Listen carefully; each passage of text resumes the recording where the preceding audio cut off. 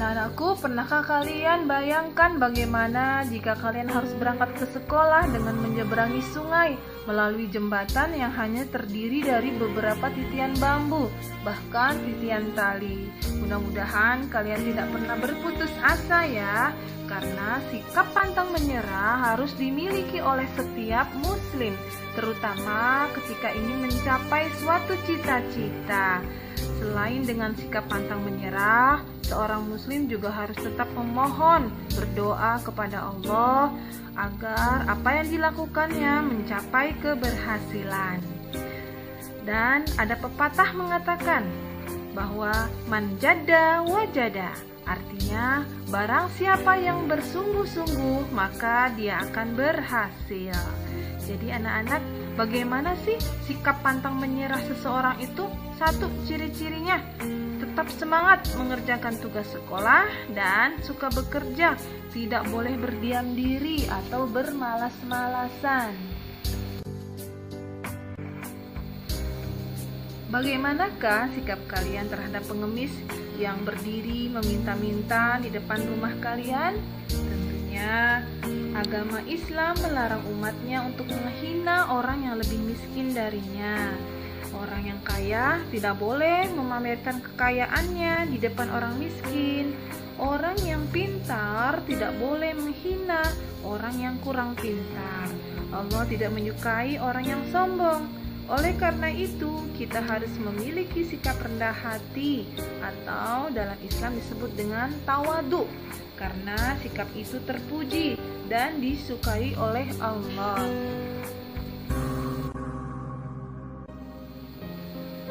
Orang yang memiliki sikap rendah hati atau tawadhu dalam kehidupan sehari-hari, contohnya jika bertemu dengan orang lain, misalnya bertemu dengan guru, tetangga, saudara, atau teman, mereka menyapa dan mengucapkan salam. Anak yang rendah hati, mereka tidak pernah menghina orang lain atau berkata buruk kepada temannya. Jadi jangan pernah ya menghina atau berkata buruk kepada teman kalian, karena perbuatan tersebut tidak disukai oleh Allah.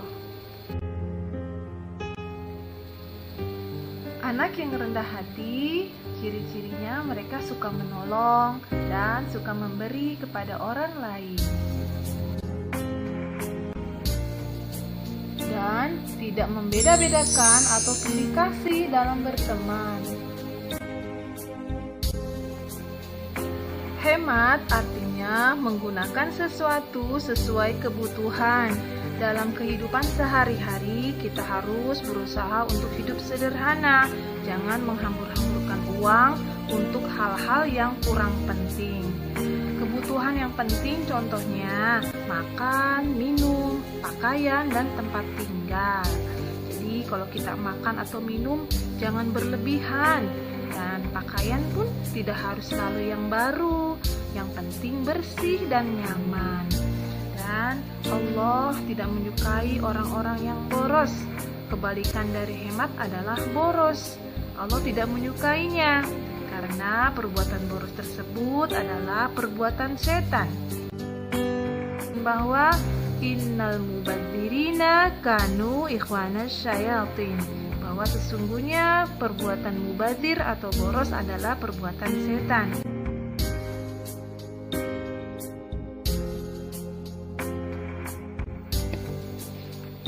Contoh hemat yang dapat kita lakukan dalam kehidupan sehari-hari yaitu hemat dalam menggunakan air. Air adalah karunia atau pemberian Allah yang sangat berguna, dan kita dapat menggunakannya untuk mandi, berwudu, dan lain-lain. Oleh karena itu kita harus hemat, tidak boros atau mubazir menggunakannya. Cara hemat air bagaimana? 1. Menutup keran air jika sudah menggunakannya, jangan dibiarkan terbuka atau mengalir terus ya. Yang kedua, mengambil air secukupnya saja, jangan sampai berlebihan. Selain air, kita juga harus menghemat uang jajan. Anak yang hemat tidak menghabiskan uang jajannya setiap pergi ke sekolah, tetapi menabung sebagian uang jajannya di tabungan. Selanjutnya, hemat listrik. Jika kalian berada di ruangan kelas atau ruangan di rumah kalian, ruangannya terang, di siang hari terang, maka jangan menyalakan lampu ya. Matikan lampu jika kalian menemui ruangan yang terang. Tapi jika gelap, kalian bisa menghidupkan kembali. Dan jika tidak digunakan lagi ruangannya, maka kalian bisa mematikan lampu tersebut.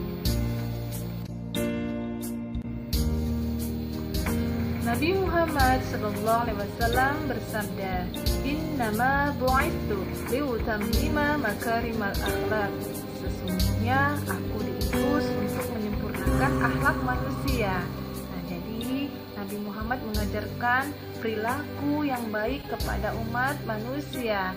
Kita sebagai orang Islam harus berperilaku yang baik, ya. Jadi mudah-mudahan kalian terapkan dalam kehidupan kalian sehari-hari. Mari kita tutup pembelajaran hari ini dengan membaca doa kafaratul majlis. Bismillahirrahmanirrahim. Subhanakallahumma wa bihamdika asyhadu an la ilaha illa anta astaghfiruka wa atubu ilaik. Wassallallahu ala sayyidina Muhammad wa ala alihi wa sahbihi wasallam. Walhamdulillahirabbil alamin. Sampai berjumpa lagi. Mudah-mudahan Allah kasih kita kesehatan. Assalamualaikum warahmatullahi wabarakatuh.